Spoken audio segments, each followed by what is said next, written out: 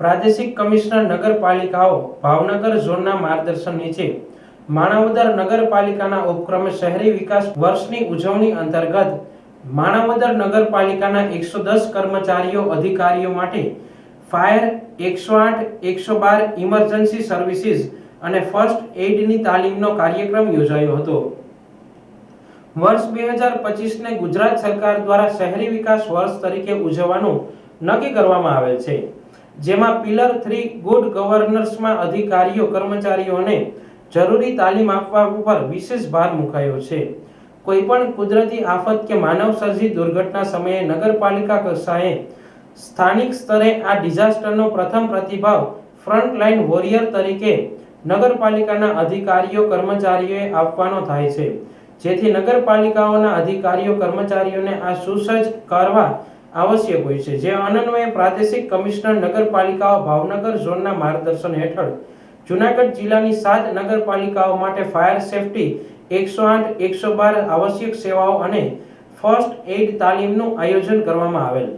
તે પૈકી માણાવદર નગરપાલિકામાં બાલકૃષ્ણનગર કોમ્યુનિટી હોલમાં ફાયર સેફટી 108 અને 112 આવશ્યક સેવાઓ અને ફર્સ્ટ એઇડ જેવી મહત્વની તાલીમ ચીફ ઓફિસર પીબી બોરખતરિયાના અધ્યક્ષ સ્થાને નગરપાલિકાના તમામ અધિકારીઓ અને કર્મચારીઓને આપવામાં આવી હતી। આ તાલીમનો લાભ કુલ 75 લાભાર્થીઓએ લીધો હતો। રિજિયોનલ ફાયર કચેરીના વિજયસિંહ વાઘેલા અને કતુભાઈ ત્રિવેદી તથા તેમની ટીમ દ્વારા ફાયર સેફટી અંગેની થિયરી અને પ્રેક્ટિકલ ડેમોન્સ્ટ્રેશન દ્વારા સમજ આપવામાં આવી હતી। નિકુંજભાઈ ગામી અને તેમની ટીમ દ્વારા 108 અને 112 આવશ્યક સેવાઓ વિશે વિસ્તૃત સમજ આપી અને 108 એમ્બ્યુલન્સ સેવામાં રાખવામાં આવતા વિવિધ સાધનો અંગે નિદર્શન યોજવામાં આવ્યું હતું।